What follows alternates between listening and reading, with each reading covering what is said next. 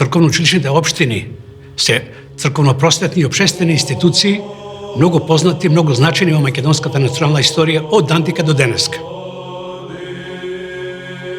Уште од времето на создавањето на првите христијански општини, тие биле предодредени да вршат одделни црковно-просветни и обществени дејности. Најпрво се викале црковни општини, додека се грижеле само за црквите.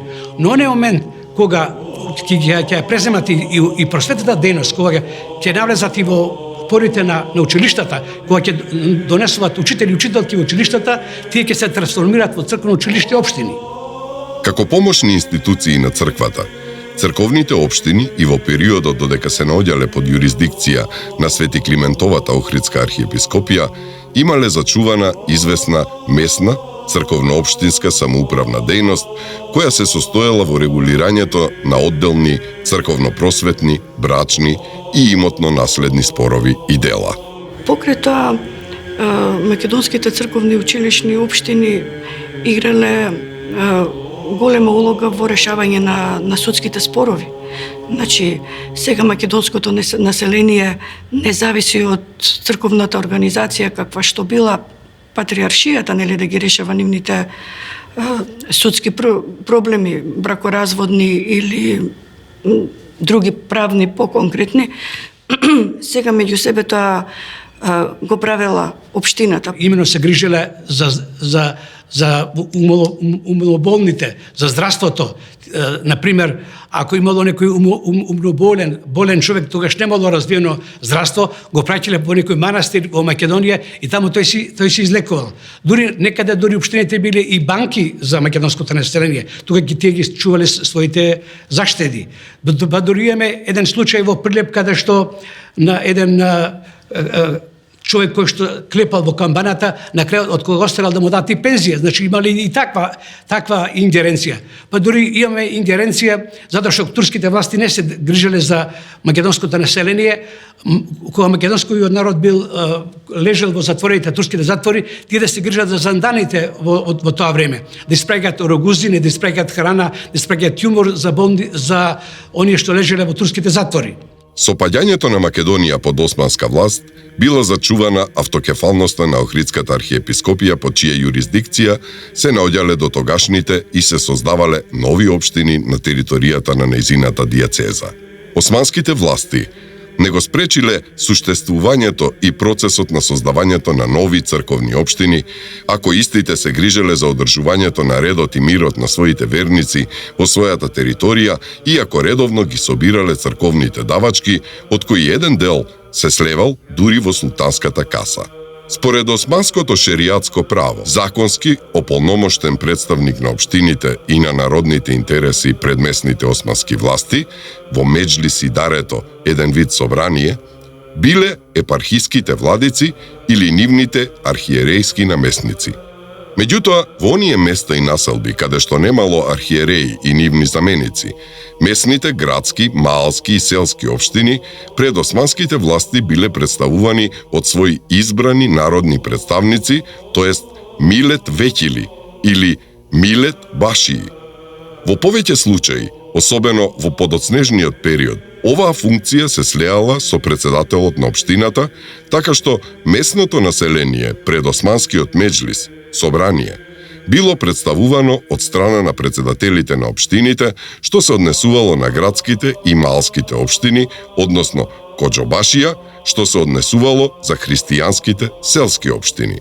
Од кога беше укината Охридската архиепископија во 1767 година, тој простор го зазема грчката култура. Како ќе се одвиваат процесите за создавање на грчка држава, тоа веќе влегуваме во политиката на големите сили, така се засилува и политиката на Цариградската патриаршија за емитување на грчка култура на овој простор. На таков начин, начело на епархиите и општините се поставувале патриаршиски грчки владици, архиерејски наместници, икономи и слично. Сега, главниот збор во општините им припаѓал на грчко-влашкото и делумно погрченото македонско чорбаџиство и еден дел од погрчената македонска интелигенција.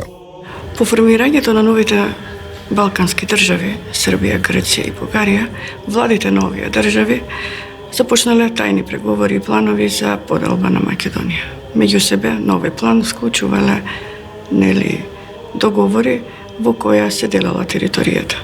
За ваквата нивна политика која била завземена за Македонија, одговарала и официјалната османлиска власт, која не правела ништо за решавање на крупните социјални, економски и политички барања кои ги имале народите во рамките на нејзините територијални граници.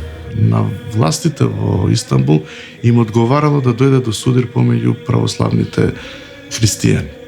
Што повеќе православните се не единствени, тоа е подобро за владата во Истанбул. Значи, за Абдул Хамид ние можеме да кажеме се најцрно, или да го наречеме како што го нарекувале црвениот султан, но мора да признаеме дека маестрално ги користел меѓу православните недоразбирања во европскиот дел на Османлиската империја. Подоцна, економски зајакнатото македонско-еснавско, занечиско и трговско граѓанство и интелигенцијата, новите чорбаџии, во крајот на 18-тиот и почетокот на 19-тиот век постепено пројавувале стремежи да го истиснат од употреба грчкиот јазик во црквите и во училиштата, потоа да се спротивстават против злоупотребите и корупцијата на грчкиот висок клир, па во таа смисла побарале нивно заменување со месни владици. Во Македонија има голем број цел синџир на панагјури или на саеми. Многу познати се, например, Прилепскиот, Струшкиот саем, исто така Серскиот саем, некои се од нив меѓународни. Македонија во тоа време е суровинска земја, има житни производи доста, има и многу стока. И, например, познати се трговците на така наречен сахтијан, а тоа е велур, козја кожа, која што се продава во Лајпциг. Во Лајпциг има цел синџир на трговци. Најпосле се ангажирале да се еманципираат од екуменската црква и да ја возобноват автокефалноста на Охридската архиепископија како своја матична македонска црква. Сето тоа, впрочем, произлегувало и како резултат на конкурентската борба за преземање на пазарот меѓу македонското граѓанство од една страна и грчко-влашката буржуазија од друга страна. Тоа чорбаџиство, кое што се јавува во градовите на прво место, а до одредена мерка преку големите сточарски фамилии во различни места, како што е, например, и Ѓурчин Кокалевски од Кокале, од Лазарополе, кој што има 10.000 овци и така натаму, чорбаџијата Мицко од Струмичко, например, или други во другите земји, почнува синовите да ги праќат да се образуваат. После завршување на средно училиште одат по европските универзитети. Например, има многу рано македонци, млади македонци кои што студираат во Атина, студираат во Јанина. Понатаму има студираат во Падова, например, имам сретнато евидентирано медицина кај што студираат.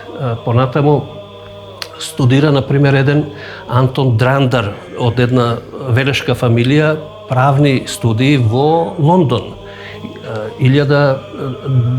1836 година и после тоа ги завршува студиите. Има македонци студенти кои што студираат во Киев, во Русија и слично, и сите тие ги носат тие идеи, така да се каже.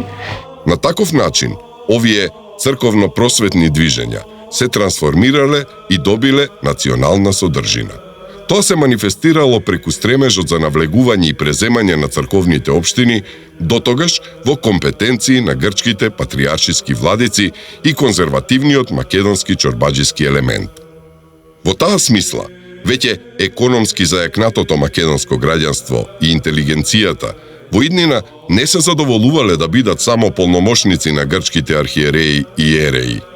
Тие претендирале на полна власт во општините, во училиштата и воопшто црковно-просветниот живот. Во таа смисла, започнале се помасовно да градат цркви, да отвораат народно-општински училишта во кои наставата се изведувала на народен мајчин јазик и бесплатно. и се јавува еден период се до источната криза до 1875 година до 1880 година, каде што македонското еснавство, а тоа се занечиите трговците или македонската чаршија, може да издвои средства и она е поттикната да го подкрепи училишното дело, да создаде општини каде што ќе се консолидираат интересите на граѓаните и на местното население и започнува еден процес на народна просвета. Токму на тој простор почнува не само диференцијацијата меѓу граѓанството, кој што си има своји задолженија, или да создава приход, или да создава профит и да обезбеди определен простор на пазарот или во општеството. Меѓутоа, работите се одвиваат на тој начин што луѓето сваќаат дека мораат да излезат на пазарот со нешто што е потребно, од корист. И така доаѓаме до првите учебници или првите книги напишани на македонски народен јазик. Значи, до тогаш се уште тесно регионално затворено македонското граѓанство и интелигенцијата излезот од борбата за еманципација од екумената и елинизмот, а за возобновување автокефалноста на Охридската црква го барале во рамките на своите црковно-училишни општини. Во таа смисла, успехот на борбата зависел од економската моќ на македонското граѓанство и развитокот на црковно-училишните општини. Меѓу младото македонско еснавско, занечиско и трговско граѓанство, особено она што дошло од село во град и кое го зачувало својот словенски патриархален и традиционален мироглед од една страна и старите чорбаџии и немакедонската буржуазија од друга страна, се повела жестока борба која завршила на тој начин што поголем број од црковно-училишните општини во Македонија се помакедончиле и тоа по пат на преземање на старите патриаршиски или создавање на нови општини. На таков начин, овие општини попримиле типично македонски белег и карактер. Значи, младото македонско граѓанство, регрутирано повеќето од доселените селани и посиромашните граѓани по градовите, економски веќе достаточно зајакнато, станувало обединителна алка на македонскиот народ, околу кого се групирале они општествени сили, кои организирано се спротивставиле за еманципацијата од општествено-економската и културно-просветната зависност на екуменската патриаршија и воопшто од елинизмот. Поведената пак борба за ликвидирање на зависноста и влијанието на грчката патриаршија водело кон црковно-просветно и културно самостојување на македонските црковно-училишни општини, а со самото тоа и кон национално самостојување на македонскиот народ. Тоа секако произлегувало и од османското шеријатско право и воопшто милет системот, според кој народ што се здобил со независна црква, на тој народ му се признавала и неговата национална посебност, народност, односно милетот. Кон средината на втората половина на 19. век, балканските соседи воделе жестоки борби за свое влијание во Македонија. Соседните буржуаски држави развиле пропагандни борби, ангажирајќи се да добијат што повеќе своји позиции меѓу македонското население. Сите соседни верски и политичко-национални пропаганди настојувале да докажат дека Македонија е нивна земја и во таа смисла упорно се бореле да ја освојат. И особено во оние делови на Османлиска Македонија, каде што Грција имала интерес, немал грчко етничко потекло. Биле македонци, биле власти, понекогаш и мал број на православни албанци, и токму тоа придонесувало Грција повеќе финансиски средства да фрла во Македонија отколку во другите области на Европска Турција, со цел дел од тоа население да го придобие за грчката кауза.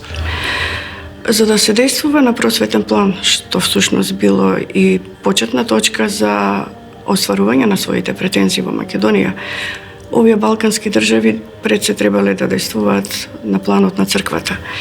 Ова, како предност го имала Грција, бидејќи со призната црковна организација која ја имала во рамките на Османлиската империја, односно патриаршијата, таа не само на црковен план, успешно делувала и на полето на просветата, бидејќи како призната црковна организација нели во рамките на Османлиската империја. Дури во првата половина на 19-тиот век, еден мал дел од македонската интелигенција, како што се Димитрија Миладинов, Григор Прличев, Јанаки Стрезов, Кузман Шапкарев и други, се школувале во грчки просветни институции и во прво време биле искористени за елински учители.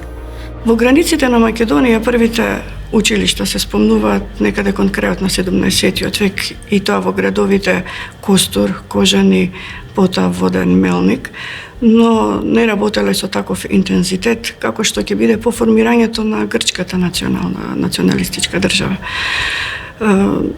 Во тоа пред се им одговарале и политиките на грчките влади, кои сега поагресивно настапуваат во своите планови за завладување на територијата на Македонија, представувајќи, односно служајќи се со историјата како Македонија, која била дел од Византиската империја, представувајќи ја како Грчка, која со текот на времето, со доселувањето, односно на словените, го прифатиле словенскиот јазик, а всушност низ нивната политика провејувало дека македонците по етничкиот карактер биле грци. Така, добро организираната грчка пропаганда во Македонија во новите и погодни услови основала конзуларни и разни други друштва, силогоси, се со цел да ја шири грчката писменост, влијание и култура. Во 1861 година во Цариград бил формиран еден силогос за ширење на грчката писменост и тој ќе отвори свои клонови во Османлиска Македонија, таму каде што сметале дека треба повеќе да се работи на заштита на грчките културни и јазични интереси. Меѓутоа, многу поважен според мене е формирањето на атинскиот силогос за ширење на грчката писменост во 1869 година. Тој силогос ќе биде формиран со одобрение на самиот грчки крал Георгиос I. Зошто сметам дека е многу поважен? Затоа што грчката држава многу поголеми финансиски средства за ширење на грчката пропаганда ќе дава преку овој силогос, отколку преку цариградскиот силогос кој што бил под контрола на патриаршијата и на тамошните фанариотски кругови. Меѓутоа, во последните децении на 20-тиот век, грчката пропаганда започнала да го губи теренот на дејствување. Главната причина била грчко-турската војна во 1897 година, која влијаела во поместувањето на дотогашните позиции на грците во Османската империја, вклучувајќи ја и Македонија. Српската пропаганда во Македонија била далеку послаба во споредба со грчката и бугарската. Тоа главно произлегувало од фактот што србите немале црковна институција во Македонија и според османското шеријатско право не можеле да сметаат на одделен српски милет во земјата. За ширењето и на тамошното проникнување на српската просветна пропаганда во Македонија заслуга имаат врските на кнежеството Србија со македонските црковно-училишни општини. По грчката просветна пропаганда се пројавила српската просветна пропаганда и покрај немањето на црковна организација која действувала во Македонија или одобрена од страна на официјалните османлиски власти, по формирањето на националната српска држава, односно српското кнежество, започнуваат и интензивните насоки и действување на оваа пропаганда на територијата на Македонија. Освен тоа, доста македонци се школувале во српските учителско-богословски училишта во Србија. За таа цел, преку отворањето такви училишта бил основан во 1878 до 1869 година Одбор за училишта и учителите во Стара Србија и Македонија со цел да ја намамат македонската интелигенција да се школува во Србија. Преку контактите со македонските трговци, кираџи, печалбари и општините биле испраќани во Македонија пари, книги и се она што било неопходно за да започне со работа едно училиште. Подоцна во Белград бил основан просветен одбор, а потоа Друштво Свети Сава, се со цел да се подготвуваат идни кадри за пропагандни цели во Македонија. Ваквата активност на српските учители на територијата во Македонија е означена како дејност на српски училишта, што е сосема погрешно, бидејќи, веќе споменав, тоа биле само учители кои биле повикувани од страна на македонските општини и работеле најповеќе до 3 години, бидејќи според тоа колку дали биле задоволни од финансирањето, условите на живење, тие набрзо и си заминувале. Пресвртница во училишниот систем на српските училишта во Османската империја настапил во 1897 година по добивањето дозвола за отворање на српски училишта во Битолскиот и Солунскиот вилает, кога започнало со основањето на српско-македонски црковно-училишни општини и кога српската пропаганда се изборила за отворање своји конзулати и владички достоинства во Македонија. Населението било свесно, барем оние интелектуалци кои се школувале нели надвор од територијата на Македонија, дека кои биле јасните цели на српската политика за навлегување на просветен план и преку училиштата и учебниците кои се дистрибуирале, нели, да се србизира македонското население. Иако нели на почетокот и настапиле со паролата, нели, со македонскиот, односно со читанката напишана на 2/3, нели, преку тоа македонизирање, односно македонизмот, да го привлече македонското население. Најсилна туѓа пропаганда во Македонија била екзархиско-бугарската. Почетокот на таа пропаганда се совпаѓа од периодот на заедничката антипатриаршиска и антигрчка борба на двата народи, бугарскиот и македонскиот.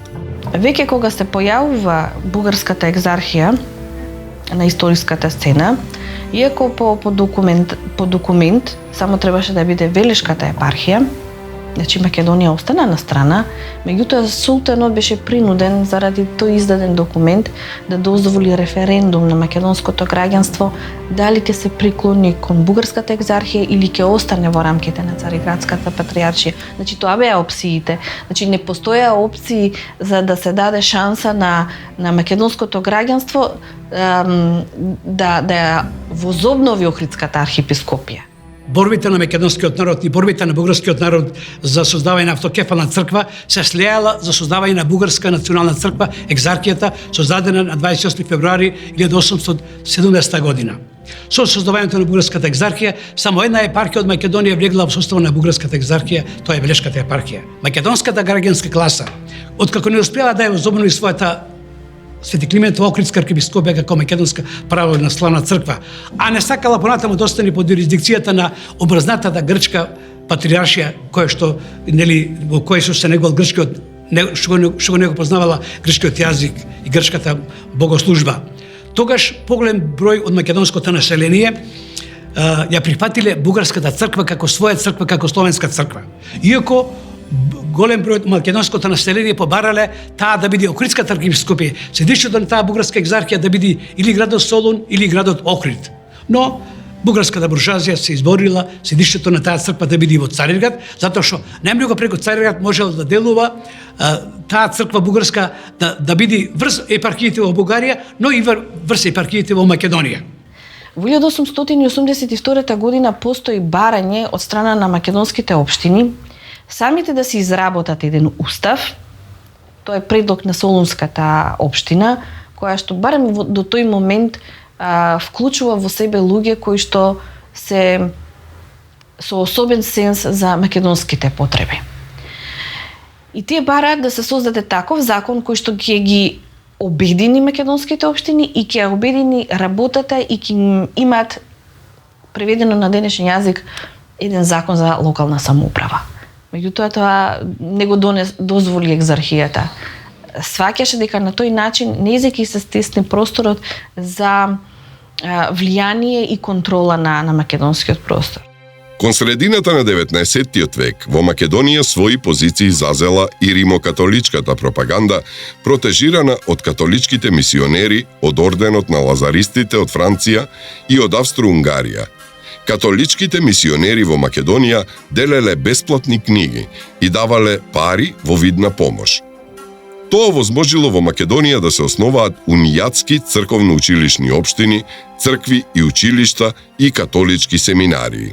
Кога се јавува во Македонија така наречено унијатското движење или формирање на посебна македонска црква, со идеја да се обнови Охридската архиепископија, бидејќи бугарската екзархија што е формирана се покажала како националистичка врз бугарска основа, која што сака да го шири бугаризмот во Македонија и од македонците да прави бугари. И се јавува едно движење да се обнови Охридската архиепископија под црковна хиерархија на папата, на католичката црква. И тоа движење е многу големо. Петко Рачов Славојков оди по сите градови низ Македонија и вели дека хидрата во Македонија игра во сите места, не само во еден или друг град. Предводат тука Велешани, таму дури го истерале физички него. Меѓутоа, тука не заостануваат дојранчани, тука малешевци, начело со Димитар Попгеоргиев, Ахзаров има еден од Дојран, конјоводците или водачите се тие и дека треба во даден момент да се нанесе удар, меѓутоа зад нив се Кукушко, Костурско, Воденско, Ресенско, Прилепско, па и Скопско и слично, што значи дека цела Македонија веќе е тргната по тој пат и ќе мора да се интервенира од високо место, пред се мисли на Русија и на рускиот представник во Цариград, за да се спречи таа голема опасност ако случајно вели Нил Изворов, кој што како представник на унијатите или на католичката црква дојде со ферман, со одобрение од султанот за формирање на таа посебна црква на македонците, тогаш ние ќе треба да кажеме збогум Македонија. Протестантизмот во Македонија го ширела мисијата од конгрегационалистите, главно од Соединетите Американски држави. Своји позиции протестантизмот фатил во источна и централна Македонија. Биле основани протестантски црковно-училишни општини, училишта и друго. Покрај тоа, во Македонија своји позиции фатила и романско-влашката пропаганда. Биле отворени влашки училишта и основани влашки црковно-училишни општини во Битола, Маловиште, Гопеш, Крушево, Прилеп, Велес и така натаму. Секако дека дејноста на туѓите пропаганди штетно се одразила за натамошниот подем на македонската национално-ослободителна борба. Тие го разбивале националното единство на македонскиот народ, толку неопходно за успешните борби против неколкувековната борба против османскиот и новерен поробувач. Во таа борба, во прво време македонскиот народ потпора наоѓал во зајакнатата и самостојна дејност на македонските црковно-училишни општини. Во 60-тите и почетокот на 70-тите години на 19-тиот век, македонското граѓанство и црковно-училишните општини речиси во сите македонски градови и поголеми села ја откажале послушноста на патриаршијата и на нејзините владици во Македонија. Тоа секако подразбирало одбивање да им се плаќаат понатаму црковните давачки на екуменската црква и на нејзините владици, да се спомнува името на Вселенскиот цариградски патриарх и епархиските архиереи и друго. Во повеќето македонски градови и во поголемите села, национално осознаеното граѓанство, интелигенцијата и поимотното селанство ја презеле власта во дотогашните патриаршиски општини или пак, ако во тоа не успевале, покрај нив создавале своји македонски општински институции. Во една таква констелација на односите веќе е потикната до голема мерка просветната, училишната дејност сред, на прво место сред граѓанството, меѓутоа со време и во селата, подкрепена од македонските чорбаџи, започнува таа просвета на народен јазик. Има некои индикации, например, кога родителите ги слушат на завршните испити своите деца, како што вела, скокат од радост, бидејќи ги разбираат што пишуваат книгите и што научиле, бидејќи сето тоа на сопствен јазик се јавува, за разлика од претходно кога прашувале кај учениците што пише во книгата, кога тие биле на грчки јазик или на некој друг јазик. Друг еден помал дел од македонскиот народ и црковно-училишните општини, кои не успеале да се ослободат од патриаршиската юрисдикција, преминале во унија со Римо-католичката црква, а помал дел ја прифатиле протестантската црква, што во тоа време се сметаше за радикално средство за еманципација од елинизмот. Вредно е да го истакнеме во тоа време успехот на граѓанството и интелигенцијата во Полјанско-Кукушката епархија во изборот на Партени Зографски за прв македонски епископ по укинувањето на Охридската архиепископија на територијата на спомнатата епархија и воопшто во Македонија.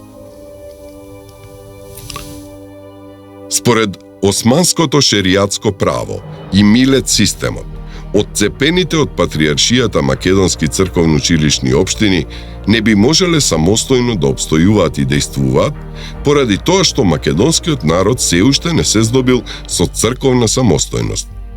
Меѓутоа, османската власт ја толерирала нивната автономност и дејност, особено што тие, како што веќе констатиравме, делувале како организирана црковна власт, со тоа што ги собирале црковните давачки во компетенција до тогаш на патриаршијата и на нејзиниот клир.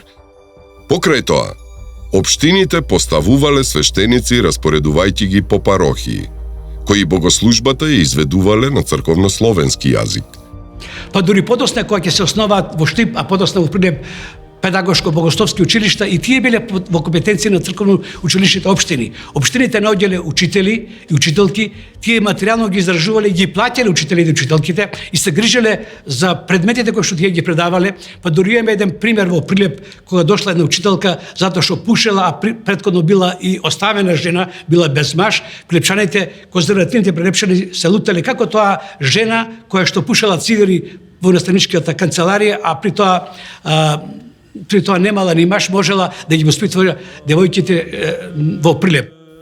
Значи, во борбата за еманципација од грчката патриаршија, македонските црковно-училишни општини постепено ги презеле прерогативите од грчките владици, ја презеле врз себе грижата за задоволувањето на сите погоре спомнати компетенции и потреби на своето членство. Во екот на најжестоките антипатриаршиски црковни и национално-ослободителни борби, кога голем број од македонските црковно-училишни општини веќе се еманципирале од патриаршијата, истите се самоуправувале, како што веќе констатиравме, се поврзувале меѓу себе и заемно си помагале. Се разбира дека се задржала известната форма на локалното меѓусебно поврзување на општините и понатаму, но сега во нови услови, градските, маалските и селските општини пристапиле кон повисока фаза на здружување на епархиските или реонските околиските општини. Во таа смисла, манифестациите на меѓусебното поврзување и помагање на македонските општини секако ја наметнала потребата од создавање на македонска национална црква. За да се стигне до тој повисок степен, било потребно да се издигне една централна македонска општина која би станала хегемон на сите останати македонски општини. Поради дотогашната поврзаност на македонските општини со македонската колонија во составот на Цариградската бугарска црковна општина, во која впрочем да споменеме дека еден добар дел биле македонци, која од страна на бројната и економски посилната бугарска буржоазија и интелигенција се повеќе се насочувала во правец на создавање на бугарска национална црква, екзархијата, прикажувајќи ги на таков начин напорите и борбите на македонскиот народ за своја црковна хиерархија како желба за создавање на бугарска црква, така што интересите на македонскиот народ се нашле загрозени. Така да во 60-тите, 70-тите години на минатиот век, најголем број од македонските црковно-училишни општини и градските и селските се обединувале или барале совет, барале помош од Солунската црковно-училишна општина, како понатаму да делуваат, како понатаму да се емансипираат од Цергатската патриаршија и од другите пропагандни дејности, пропагандни институции во Македонија. Имаше случаи во градот Воден, колку да го споменам, кој што сакаше да има учебници изработени по нарачка од учители кои што ќе ги одбере општината. Тоа екзархијата не им дозволуваше. Мораше да се учи нешто што е напишано во кнежеството и да се имитува меѓу народот. Покрај тоа, во ова време се забележува поврзаност и заемна врска на македонските градови, граѓанството и интелигенцијата и македонските црковно-училишни општини со светогорските манастири, особено со Зографскиот манастир. Тоа доаѓало оттаму, што Зограф представувал еден вид замена за изгубената црковна автокефалност. Тоа значи поврзаноста на македонските црковно-училишни општини и воопшто на македонското граѓанство со Зографскиот манастир на одреден начин ја пополнувал таа празнина, а во исто време духовно го хранел македонскиот народ за да може да одолее на црковно-просветните и национално-пропагандните дејности на соседните буржоазии и пропаганди, а да го негува својот национален идентитет и во поволни услови или моменти да ја возобнови автокефалноста на Охридската архиепископија како македонска национална црква. Со меѓусебната поврзаност на македонските црковно-училишни општини со Солунската централна општина, со македонската колонија во Цариград и со Зографскиот манастир, се повеќе созревала идејата за возобновување на автокефалноста на македонската православна црква преку возобновувањето на Охридската архиепископија. Македонските црковно-училишни општини се вистински народни установи, мощне потребни во времето кога македонскиот народ не поседувал признат државноправен и црковен апарат, избрани од самиот народ, произлезени од самиот народ и задолжени да се грижат и управуваат со црковно-училишните и општествени потреби на народот, тоест со народните работи. Ќе кажам дека тие се најзначени клетки во македонската национална историја во моментот кога во Македонија сме немале држава, но сме немали црковна институција откако била укината Охридската архиепископија. Оттаму општините станале основен стожер и двигател на целокупниот општествено-политички живот на македонскиот народ. Како единствени општествени самоуправни институции, изградени на демократска основа, регулирајќи ги своите насушни народни потреби, врз основа на црковното и обичајното право, особено во отсуство на самостојна држава и автокефална македонска црква, црковно-училишните општини за македонскиот народ представувале едно вистинско народно собрание или еден неофицијален парламент, како што ќе ги нарече основоположникот на ВМРО Петар Попарсов, каде што тој се собирал и ги задоволувал своите духовни, обредни, просветни, културни, општествени, но подоцна и национални потреби. Покрај сето ова, општините представувале најефикасни и најсилни институции во борбата против туѓите хегемонии и другите надворешни посегнувања и аспирации врз Македонија. Накратко речено, се создаваше амбиент, без разлика дали доаѓа од патриаршијата или од екзархијата, еден определен воспитаник, онаа култура која што ќе ја прими, по пат на таа култура да емитува несакање да живее во постоечкиот систем османлискиот и да бара нови политички граници, односно поклопување на културните со политичките граници. Тоа е фактички суштината и во однос на црковно-училишните општини, тоа е во однос и на просветителството. Во таа смисла, општините внимателно се грижале за благосостојбата на својот народ и за напредокот на своето местно, црковно-училишно и културно дело. Македонските црковно-училишни општини представувале верен толкувач и изразител на сите настани на своето местно население во доменот на задолжувањето на неговите духовни, просветни, културни, обредни и други слични потреби, желби и идеали.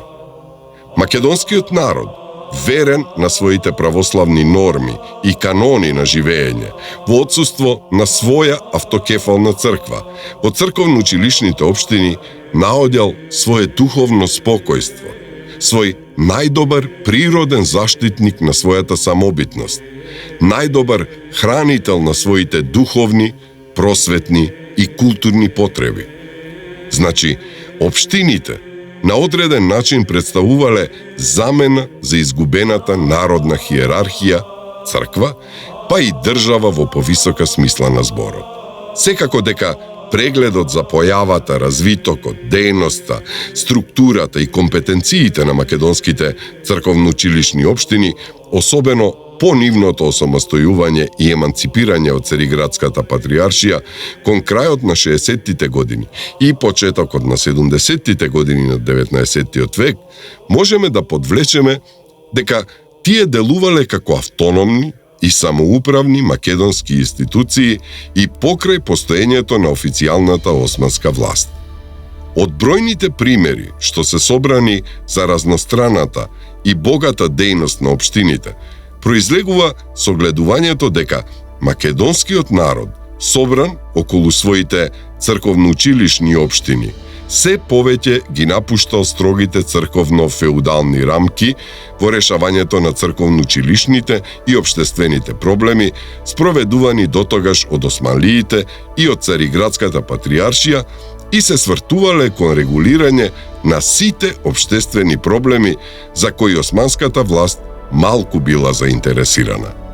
Тоа го согледуваме преку бројните црковно-просветни и општествени дејности на црковно-училишните општини, каде што македонскиот народ од повеќе градови и села создавал норми за нивно регулирање кои се речиси идентични за разлика од нормите на соседните земји и пропаганди. Ова секако се темели на македонското црковно и обичајно право, на македонскиот национален идентитет и сведочи за самостојниот развиток на македонската национална мисла низ вековите.